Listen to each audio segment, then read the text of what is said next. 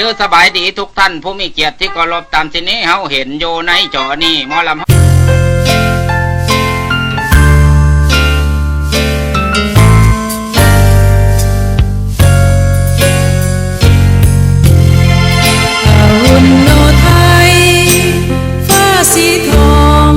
ส่องพาสุดเมืองหมายสัญลักษณ์ประจักษ์เมืองแจ้งแสงสุริยาแล้วละมองลอยล่องทั่วท้องฟ้าเป็นสัญญาให้เฮาแจ้งว่าแสงแห่งบุญพุทธศาสนิกชนทั่วจันทบุรีมีจิตผ่องใสตั้งใจใส่บาตรด้วยใจเพื่อคุณสร้างแต่บุญศีลกินทานแด่สังฆเจ้าเป็นเหตุของประเพณีลาวเฮาดั้งเดิมมาพอถึงเดือนหกแล้วภาษาเมืองแก้วทูบเทียนบูชาบุญวิสาขาบูชาฮีดของมีมา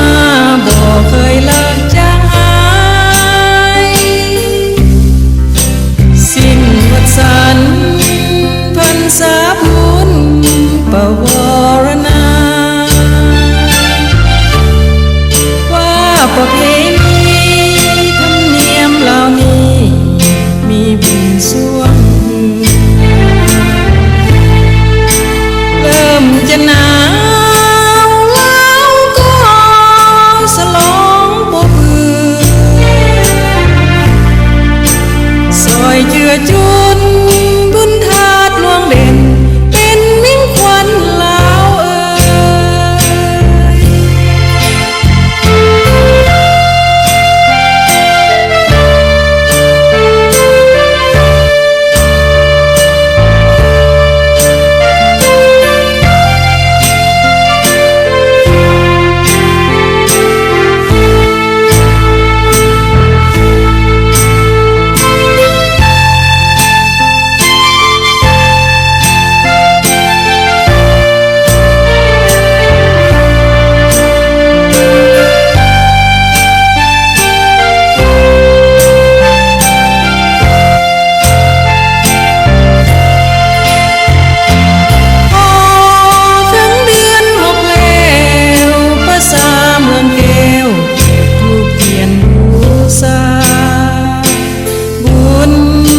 สักขาบูชา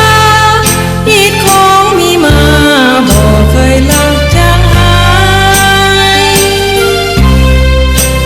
สิ้นวัดสันพรรษาบุญปวารณาว่าประเพณี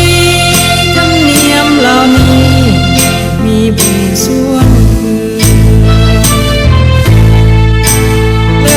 จะหนาวแล้วก็สลองปบมือซอยเจือจุนบุญธาตุหลวงเด่นเป็นมิ่งควันลาว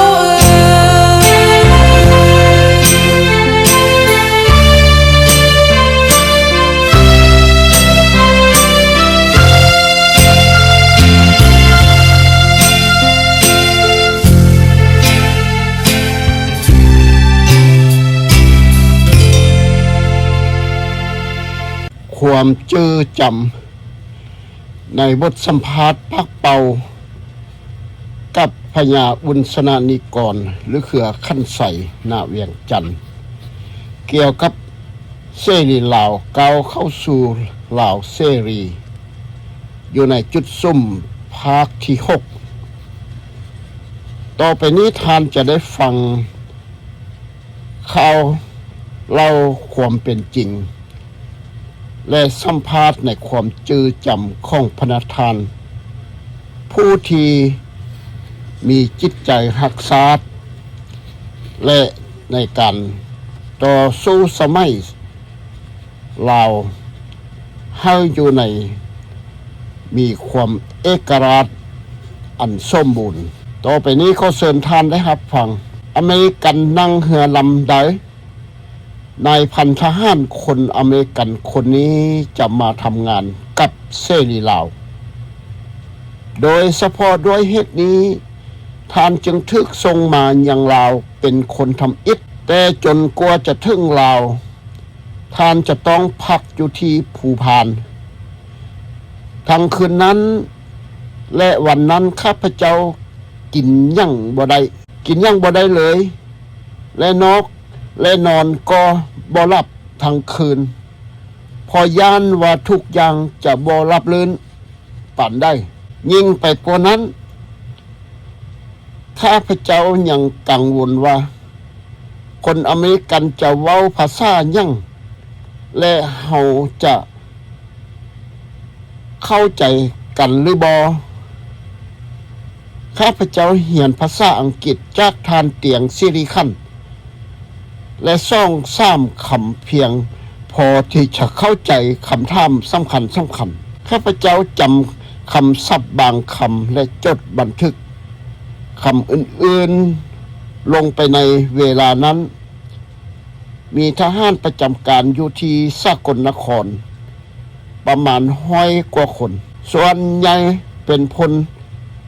วิทยุและเจ้าหน้าที่ควบคุมยานพาหนะจุดเปลี่ยนเสรีลาวสู่สาธารณรัฐไต้ลาวเพื่อสันติภาพโดยผ่านการเสริมสร้างเสรีภาพและความโปร่งใสของการเป็นประชาธิปไตยอันแท้จริงซึ่งเป็นภาษาอังกฤษว่า Turning Point Free Laos to becomes United Republic Thai-Lao for peace through strength, freedom and democracy and transparency in focus นี่คือจุดมุ่งหมายและความมุ่งมั่นในการนำพาเสรีลาวให้ได้เป็นลาวเสรีอันแท้จริงเที่ยงวันผ่านไปบ่จักชั่วโมงข้าพเจ้ากับหน่วยจึงไปรอท่า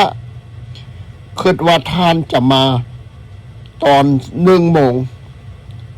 แต่ท่านก็มาตอน5 โมงแลงซึ่งยังเป็นเวลากลางเว้นอยู่เลยทุกคนเห็นฝรั่งหน้าแดงคนหนึ่งกำลังโดดจ้องลงมาเหมือนตัวแห้งโชคดีที่เกาะดอนสวรรค์อยู่ไกลจากฝั่งฝ่ายทหารญี่ปุ่นอาจจะเห็นทานแต่ก็ไปบ่ทันจับตัวเมื่อนายทหารอเมริกันโดดจ้องลงพื้นดินลมก็พัดลมสูซีบของเข้าขึ้นมาและลากเข้าไปหลาย10 เมตรพอเฮาไปช่วยท่านก็บอกว่าบ่เป็นหยังไม่เป็นไรที่ท่านในทหารอเมริกันคนนั้นเว้าภาษาลาวและภาษาไทยว่าบ่เป็นหยังแล้วก็ไม่เป็นไรโอ้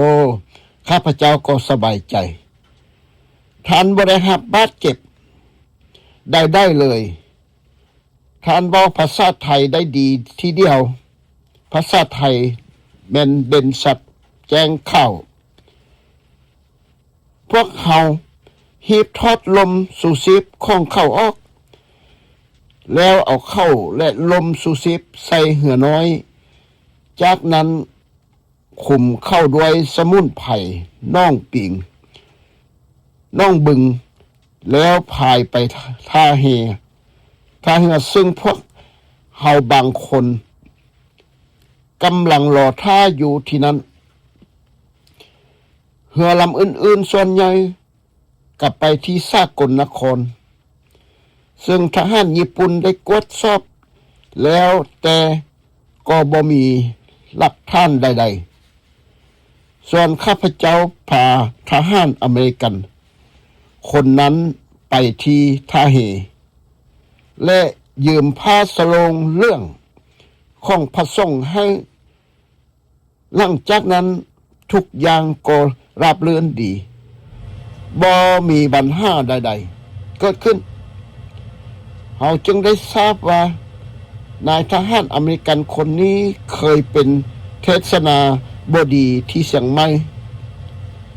เป็นเทศนาบดีที่เชียงใหม่มาโดนนาน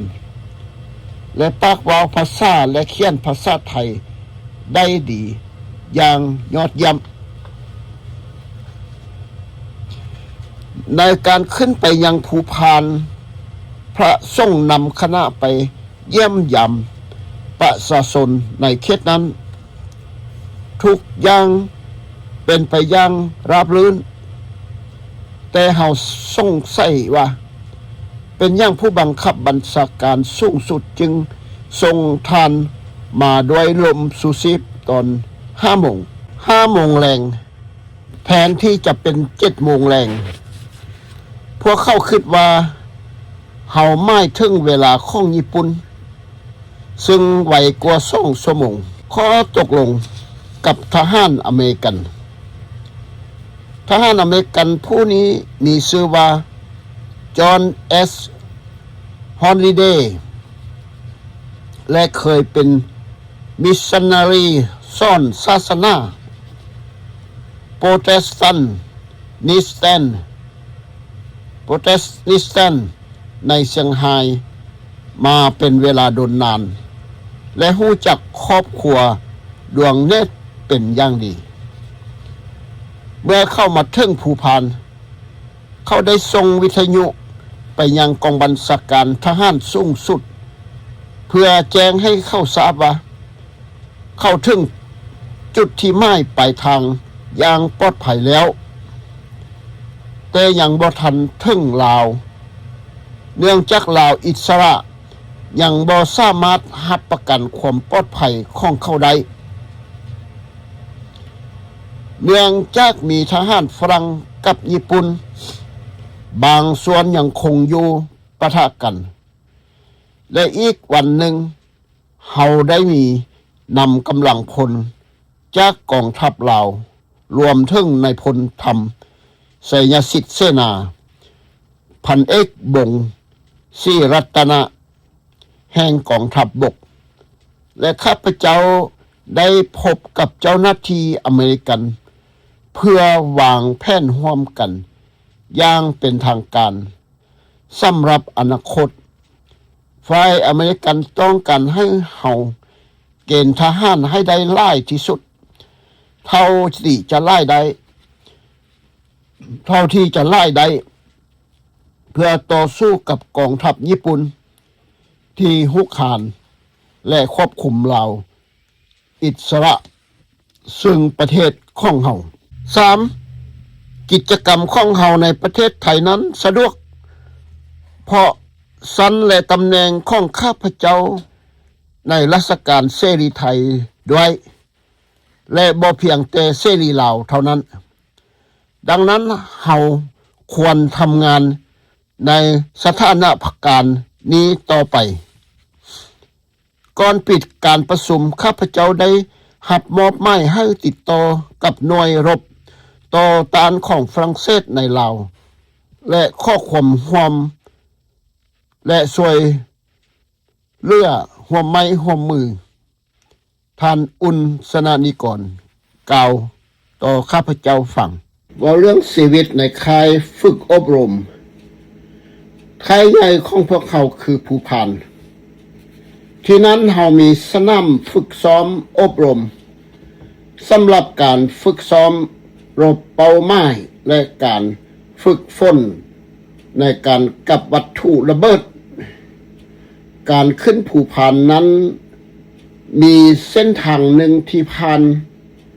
สว่างดินแดงบ้านน้องล่วงและหมู่บ้านอื่นๆก่อนถึงภูพานการจะพาคนขึ้นภูพานต้องอนุญาตจากภูพานก่อนถ้ามีคนแปลกหน้ามาก็จะให้สัญญาณด้วยการตีทอไม้ไผ่ตามทางหากมีทหารญี่ปุ่นมา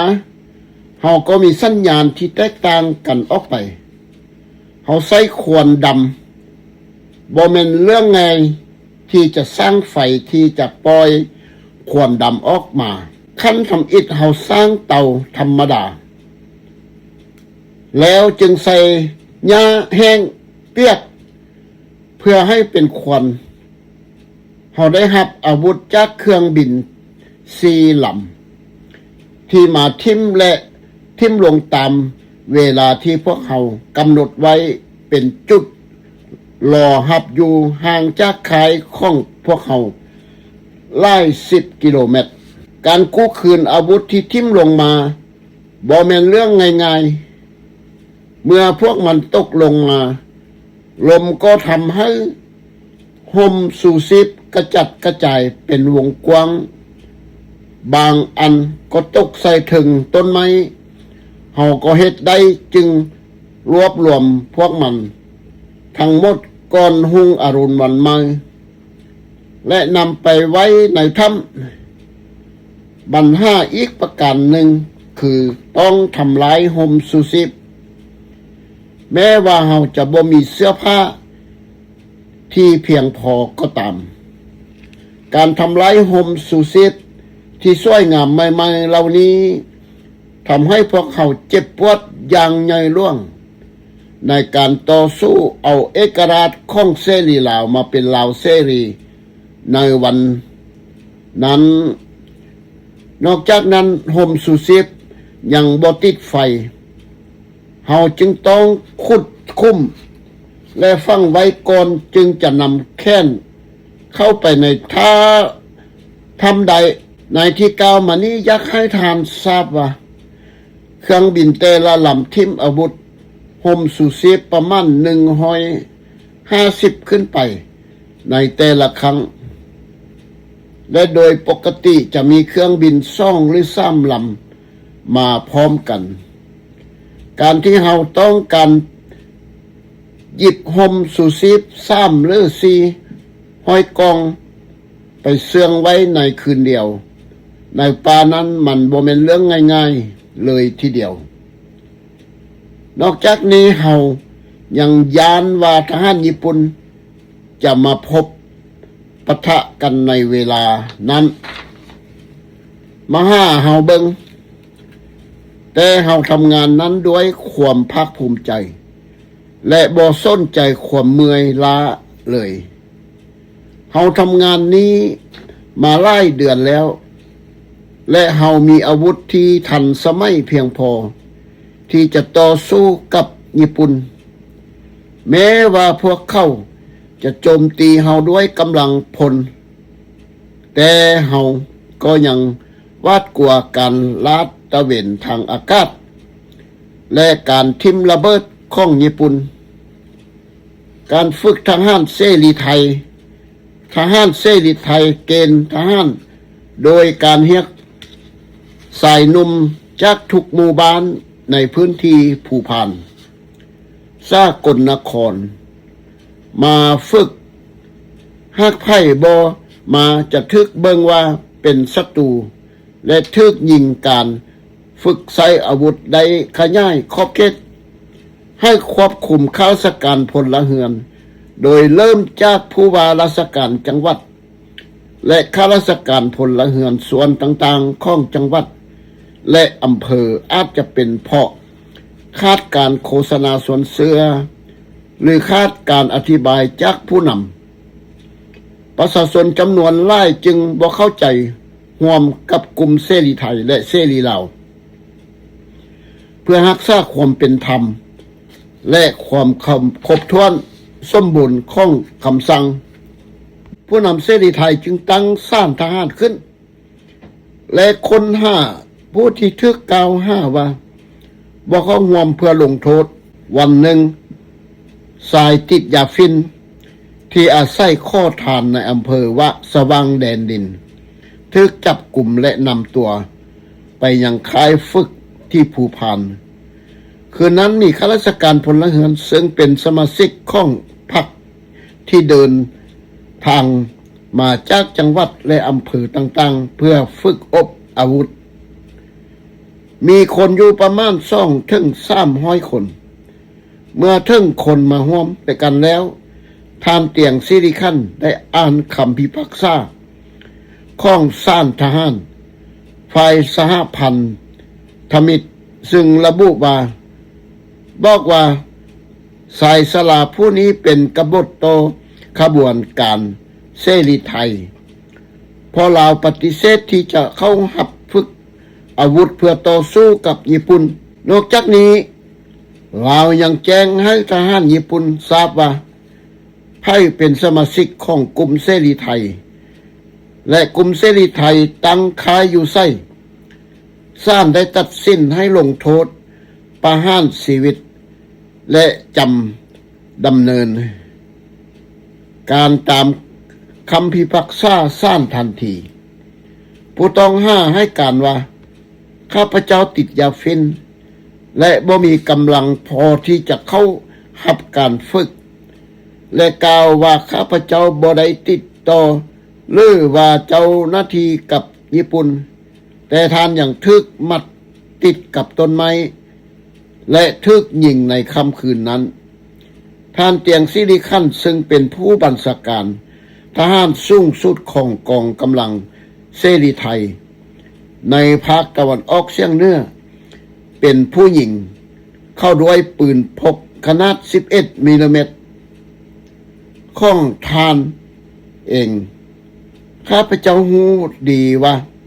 ผู้ต้องหานั้นเป็นผู้บริสุทธิ์แต่ต้องมีคนตายเพื่ออำนาจสูงสุดและอำนาจสูงสุดของกลุ่มเสรีไทยข้าพเจ้าพยายามหยุดทานเตียงสิริคันบ่ให้ยิงเราคนสลาผู้ต้องหานั้นด้วยตัวท่านเองและบอกท่านว่าควรจะให้สมาชิก6 คนยิงเราแต่ข้าพเจ้าได้รับคำตอบว่าท่านต้องยิงเราด้วยตัวท่านเองเพื่อให้พลังของท่านสมบูรณ์การฝึกทหารประกอบด้วยการใช้ปืนสเตนปืนกลปืนกาบินปืนกลมือทอมสั้นและกาสุกาและปืนพกนอกจากนี้ยังมีการฝึกใช้ปืนกลเบาเบรี่และกิจกรรมก่อการให้เส้นการตอกประตูบนถนนเพื่อเจาะยางรถยนต์และท่วงเวลาขบวนรถการใช้ระเบิดที่ทำลายขั้วไม้ขั้วซีเมนต์และการคนล้มต้นไม้เป็นต้นหลังจากการฝึกซ้อมพวกเข้ากลับไปยังเขตของตนเองและกลับไปปฏิบัติหน้าที่เดิมและอาจจะรอจนกว่าจะทึกเอิ้นตัวไปประจำการพบว่าหลังจากออกจากค่ายฝึกซ้อมแล้วทุกคนต่างก็ย่านกลัวและทุกคนก็ข้ออาวุธส่วนใหญ่ข้อปืนพกขนาด11 มม. และแต่บางคนข้อปืนกลเบาเบลลี่หรือปืนกลมือที่ถืออยู่ในมือจะอันตรายหลายกว่าที่จะช่วยเหลือได้เพราะอาจจะถูกพวกทหารญี่ปุ่นหรือทหารไทยจับได้แม้ว่าผู้ที่มีปืนจะบ่มีโอกาสป้องกันตนเองแต่คณะกรรมาการได้นำปืนมาในจำนวนหลายซึ่งเฮ็ดให้พวกเฮาที่อยู่ในตำแหน่งที่รับผิดชอบเกิดความกังวลอยู่อย่างมากมายพญาอุนสันนิกร กล่าวประวัติศาสตร์คืนหลัง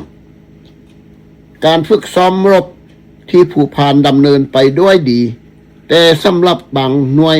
ในจังหวัดอื่นๆกับบ่เป็นเช่นนั้นที่ว่านั้นเลยตัวอย่างเช่นที่อุบลเกิดอุบัติเหตุขึ้นเมื่อขู่ฝึกซ้อมสาธิตการใช้ปืนกลมือทอมสันให้ใส่หนุ่มอายุระหว่าง18-20 ปีจำนวน50 คนเบิ่งปืนกระบอกนั้นลั่นและยิงกระสุนออกไปทุกทิศทุกทางโดยบ่ตั้งใจปืนนั้นแกงไปมาถึงบนโต๊ะเป็นเวลา2-3 วินาทีเจ้าพ่อกระบอเมาเอ๋ยพญาอุณสนานิกรเล่าทั้งหัวอย่างสะอึสะอื้นแกมความม่วนใจแท้ๆก่อนจะตกลงมาและหยุดนิ่งอยู่อุบัติเหตุครั้งนั้นทำให้มีนักศึกษาเสียชีวิต18 คนและหับบาดเจ็บอีกจำนวนหลายทีเดียวบ่จือจำนวนแท้นับว่าเป็นอุบัติเหตุให้แห่งสำหรับกลุ่มเสรีไทยและเสรีลาวร่วมการฝึกซ้อมนำซ่าพันธมิตรในจังหวัดอุบลราชธานีนอกจากนี้ยังมีอุบัติเหตุให้แห่งอื่นๆเกิดขึ้นอีกหลายพื้นที่เช่นบนภูเขากระดิ่งซึ่งมีการฝึกซ้อมอบรมในการใช้วัตถุระเบิดและลูกระเบิดพวกเข้านำวัตถุระเบิดและลูกระเบิดไปใช้ในการก่อการร้ายที่โรงงานต่างๆทั้งเก็บน้ำมันเป็นเส้นและขังกระสุนเมื่อเฮาติดตั้งวัตถุระเบิดแล้วเฮาสามารถดำเนินการได้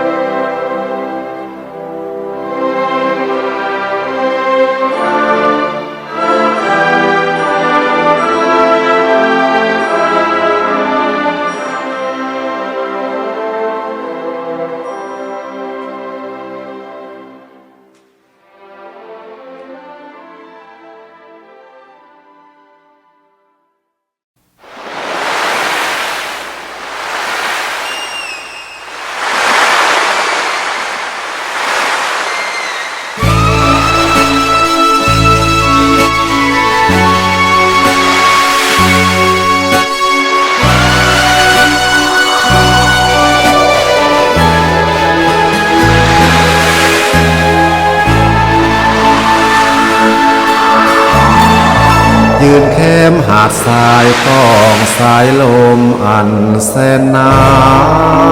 วเพียงแผ่วเบาเหมือนเสียงนวลน้องพูดจานกนางนวลบินเคียงข้างบ่ห่างจากลาผู้คนท่องเที่ยวส่งทะเลหลวงอย่างบ่ขาดสายเลี้ยวไปสุดตาขอบฟ้าแสนไกลแลนยามเลี้ยวไปเห็นงามน้ำพองสีทองส่องมาท้องฟ้าสดใสมองสมแล้วบ่อยากไกลลาแต่ต้องจากมาพอจวนค่ำลงแล้วตะวันสีทองแสงส่องทาราทางอายนี่นาที่สื่อตรงต่อน้องเปรียบขอบทะเลตีนขอบฟ้าจากมองหากฟ้าแผ่นนี้สนองทะเลต้องเป็นสุข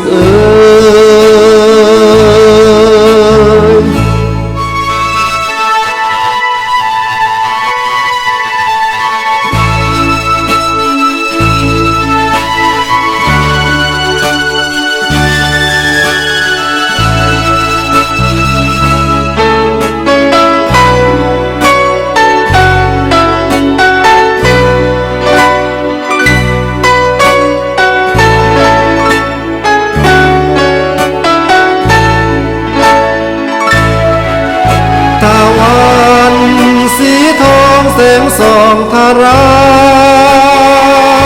หากอายนี่นาที่สื่อตรงต่อน้องเปรียบขอบทะเลติดขอบฟ้าอยากมองหากฟ้าแผ่นนี้สนองทะเลต้องเป็นสุข